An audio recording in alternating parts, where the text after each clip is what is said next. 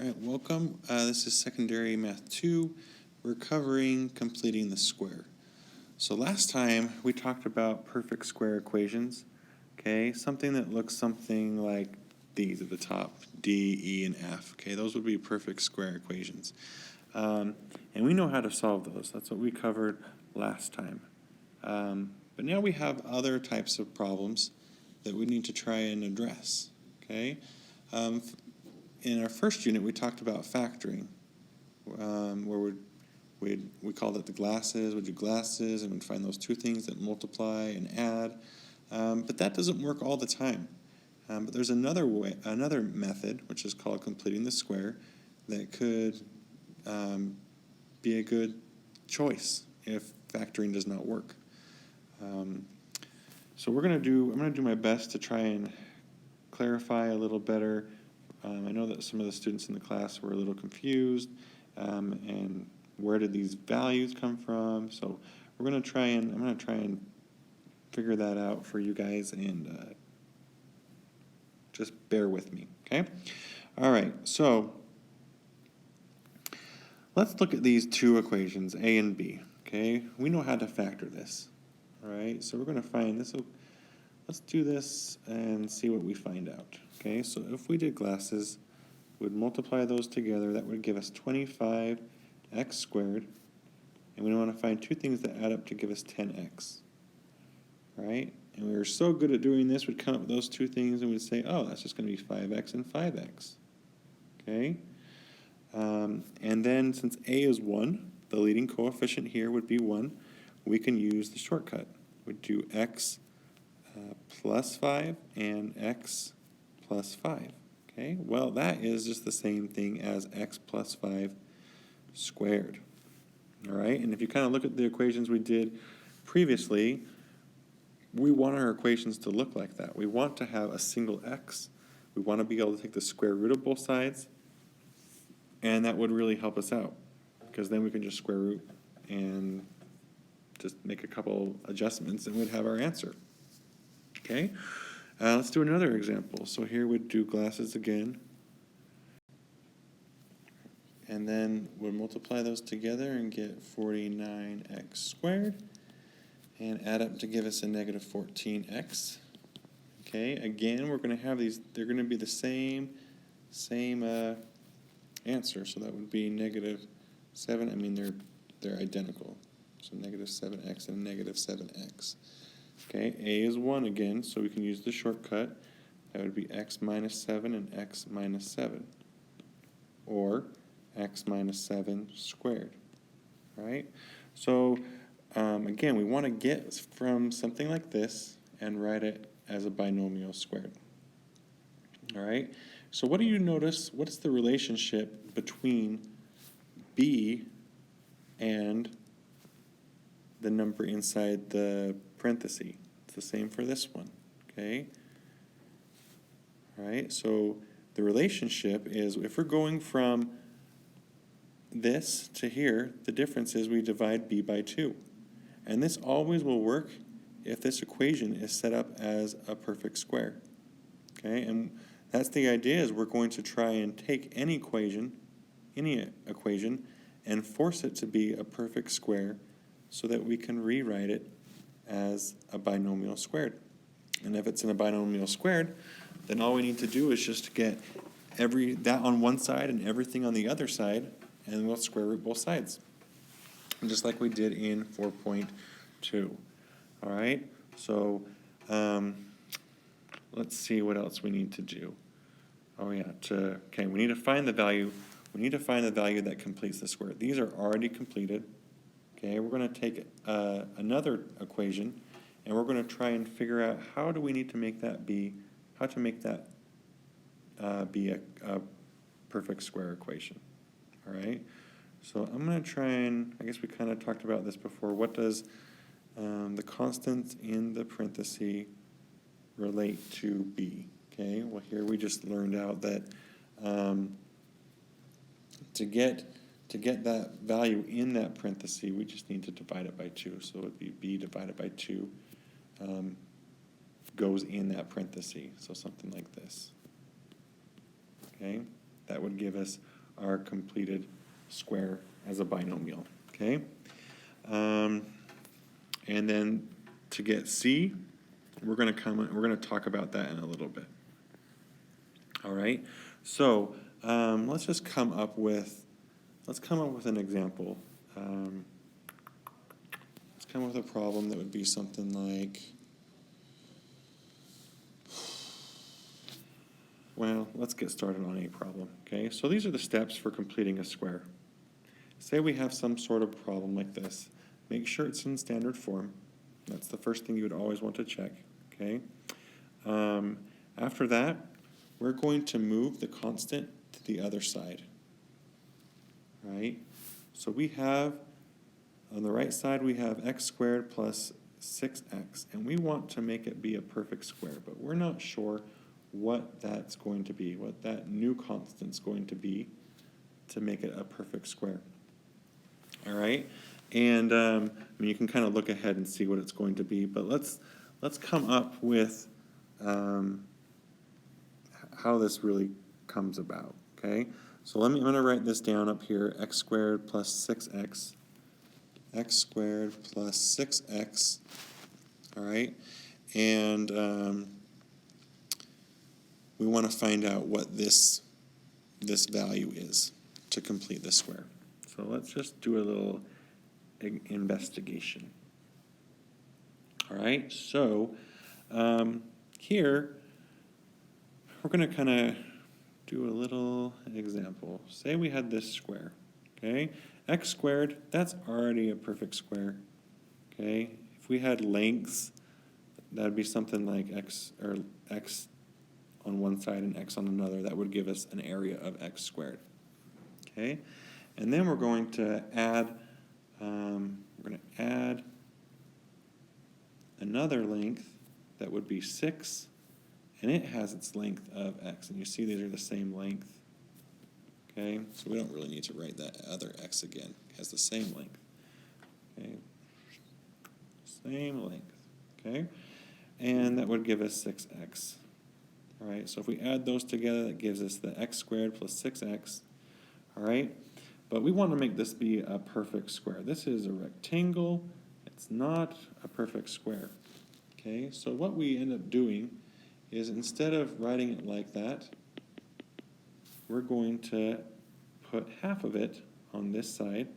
This would be 6 halves, and that would give us 6 halves, or 6x halves. And then on the other side, we're going to add another half right here. That would give us 6 halves. And we want to find this sort of value that's going to, I'm going to do a different color, do some sort of green. Okay, we want to find some number in here that is going to complete this square.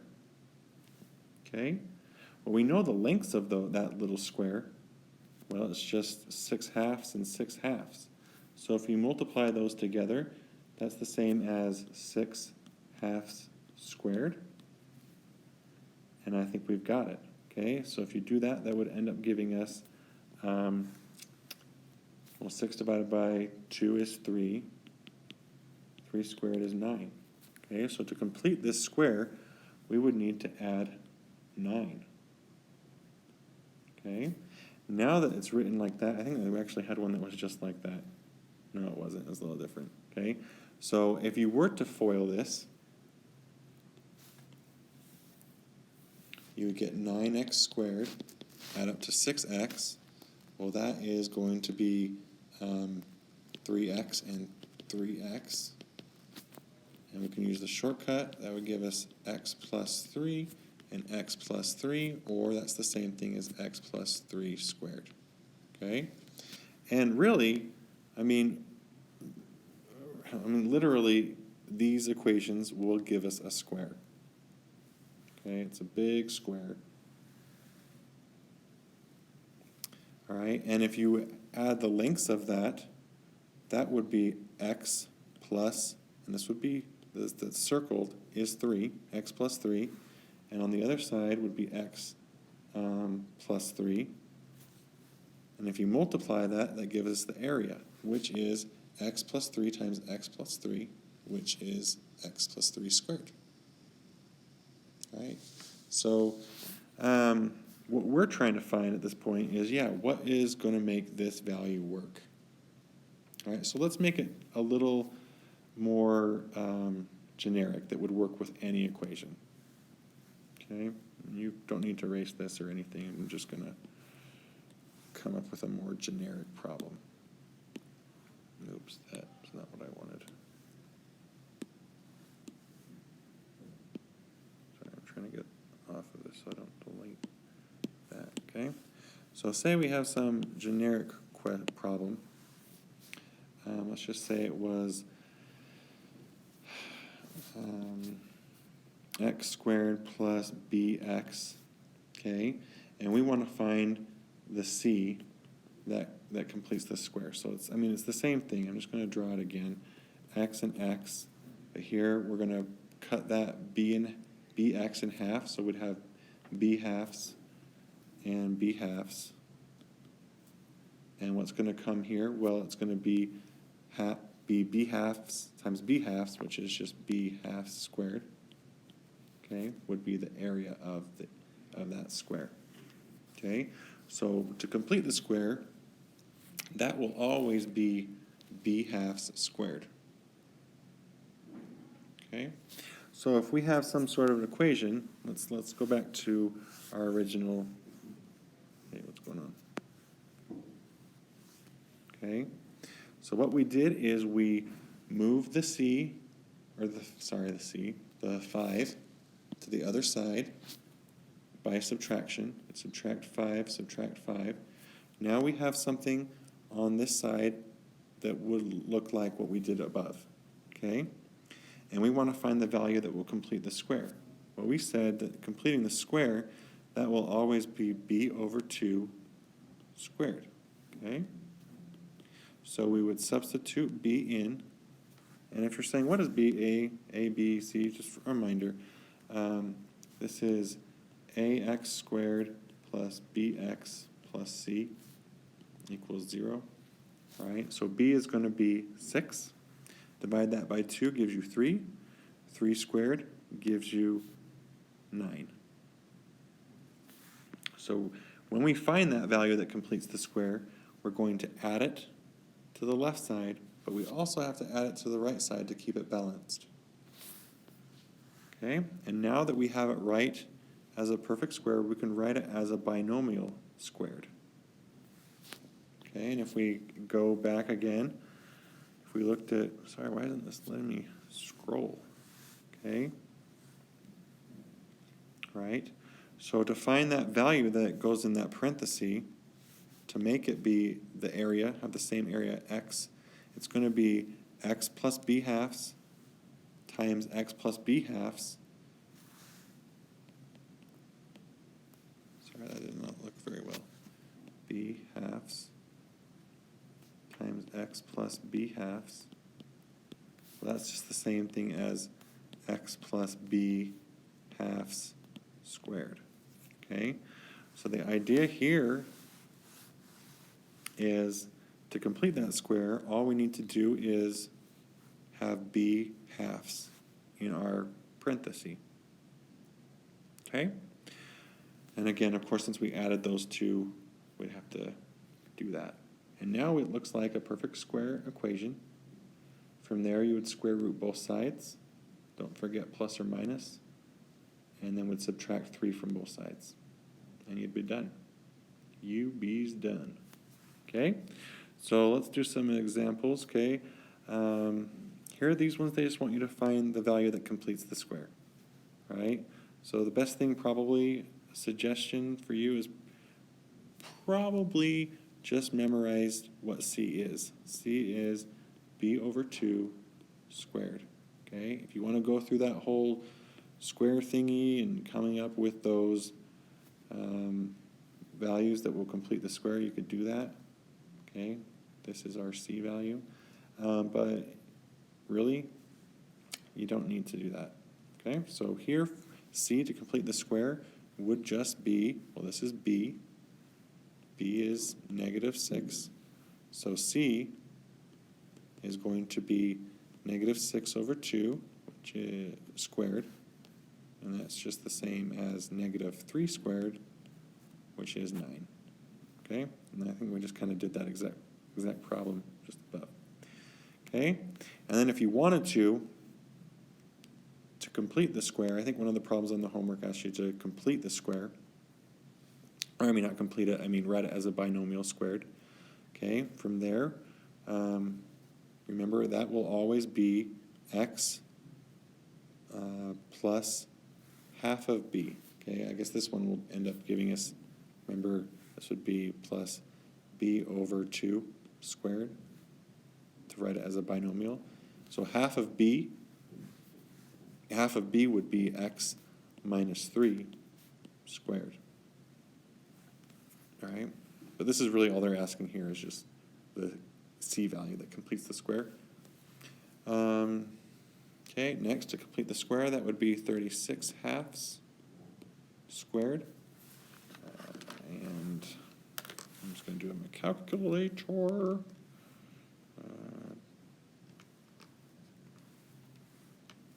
Okay, that would give us 324. That would be our c value to complete this, be able to complete the square. And again, negative 20 over 2 squared gives us 100. Okay, so I think this will help if we just do some more examples. I need to clear that off so we can do some examples. All right, so here's some equations. Okay, the left side is not a perfect square, but we're going to make it that way. So the first thing you need to do is, again, you could follow your steps if you like. We're going to add 11 to both sides. That gives us x squared plus 10x. We'll leave a spot to complete the square, and would have 11. Okay, again, to complete the square, that will always be b over 2 squared. So for this one, it would be 10 over 2, which is 5, squared, which is 25. So we'd add 25 to both sides. Now we have this as a perfect square.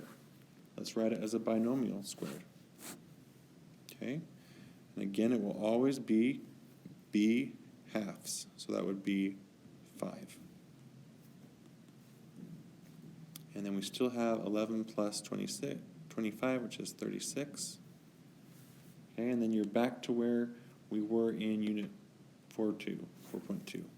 We'd square root both sides. Don't forget the plus or minus. Okay, and x plus 5 would be left on the left side, and we'd have plus or minus 6.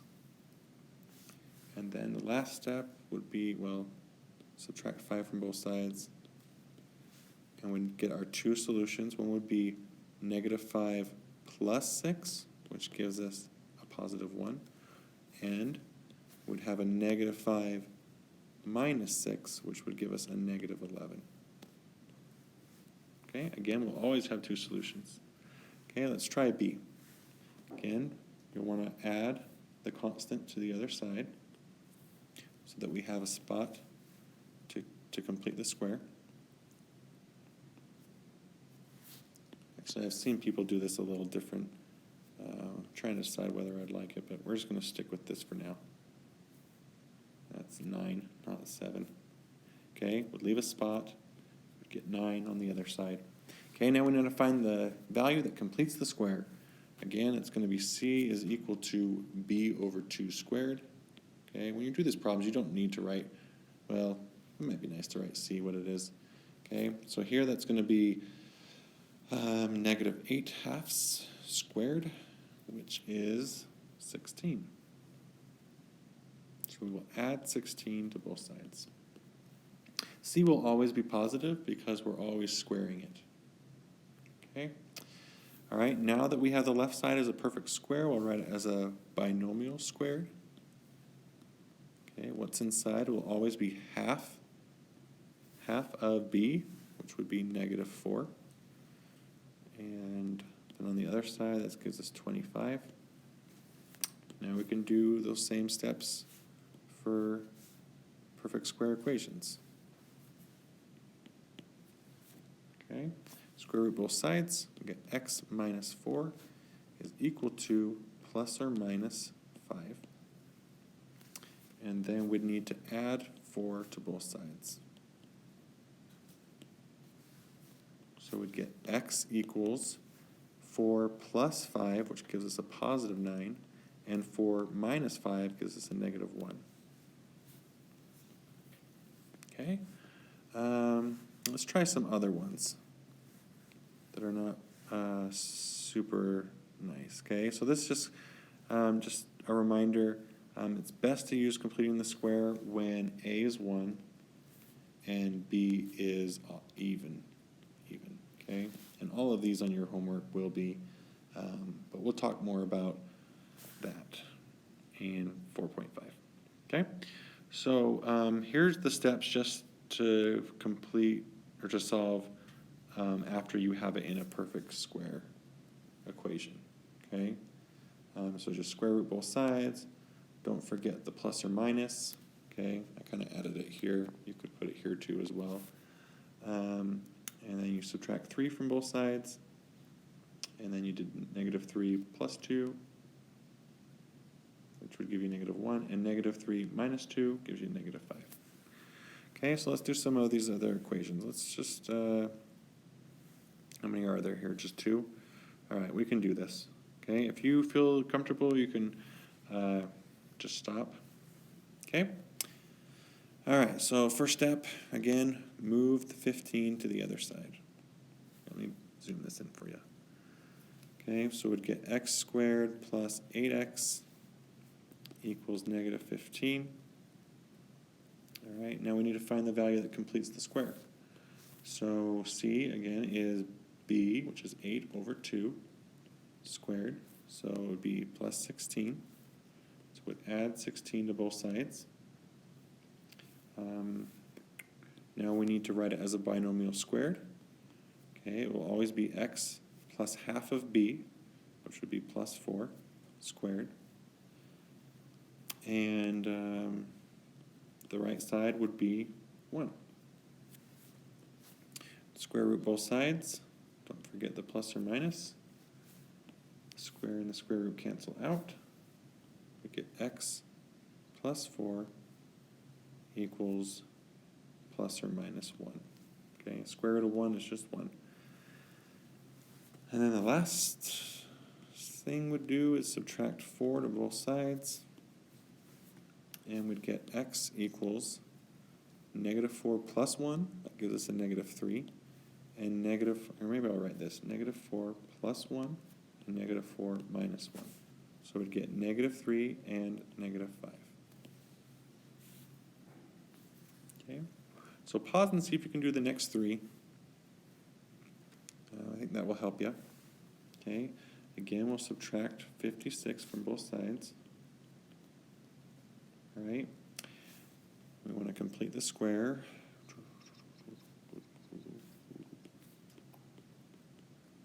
Okay, so again, to complete the square, it will be b over 2, 18 over 2 squared. So that would be 81.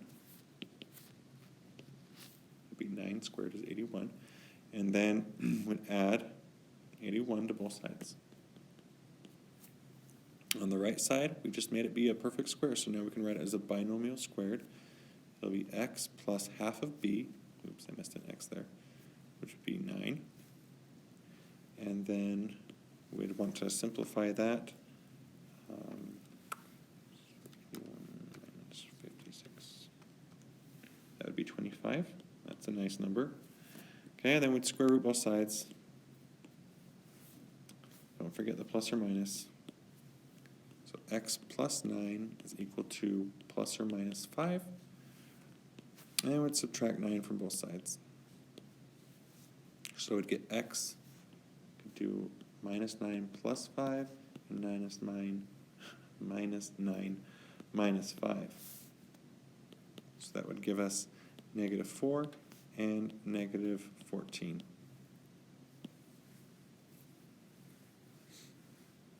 Okay, next, 85, both sides. we get x squared minus 12x is equal to 85. Complete the square. So we'd have negative 12 halves and square it. That gives us 36 to both sides.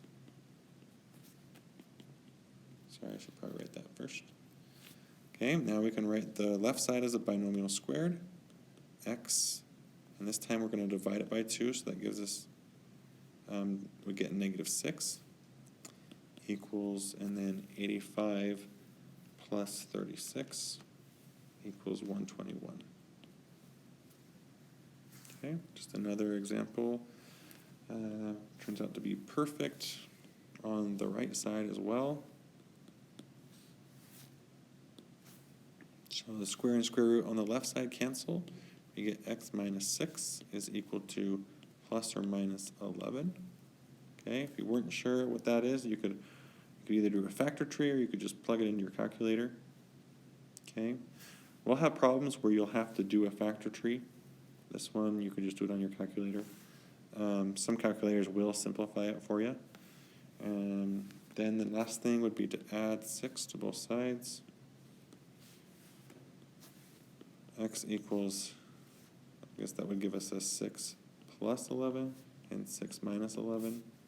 So we'd have 17 and a negative 5. Yeah. Okay.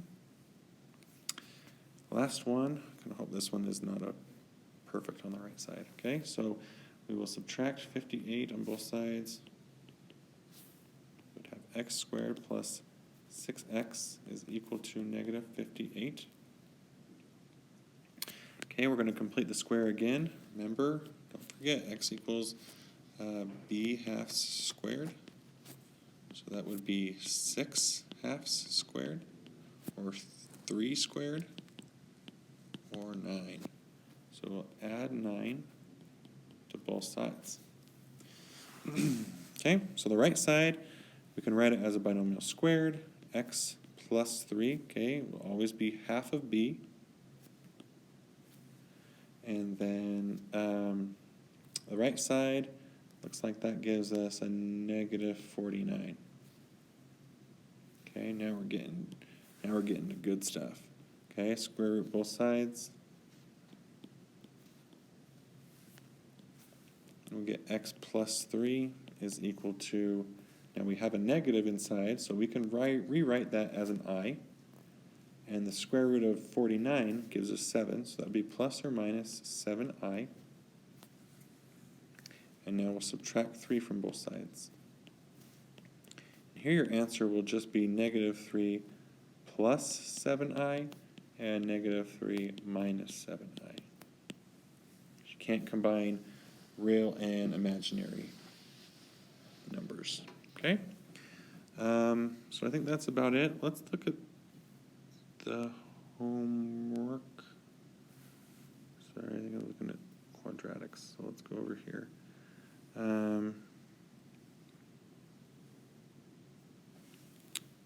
Yes. Let's do one of these problems. How about 15? Okay, so all the ones we've done on the notes, they're all in standard form.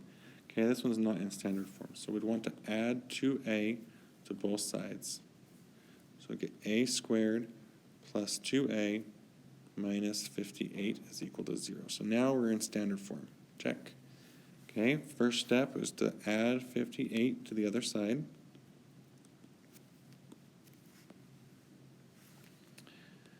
And then we'd have a squared plus 2a, leave a spot to complete the square, and then we'd have 58.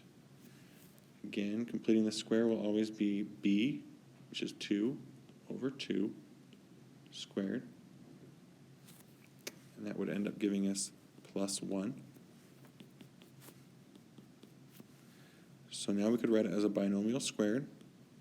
That'd be a plus half of b, okay? Half of b would be 1, equals 59. Okay. Then we just square root both sides. Don't forget the plus or minus. Get, a plus 1 is equal to plus or minus the square root of 59. Okay, 59 can't be simplified. And then we just subtract 1 from both sides. And this would be your answer. A is equal to negative 1 plus or minus the square root of 59. Okay, if you had a different type of problem that was, say, okay, it's kind of the same, but instead of having 59, let's say it was,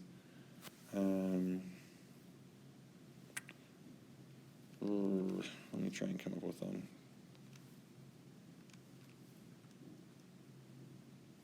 Let's say something simple like 20, okay?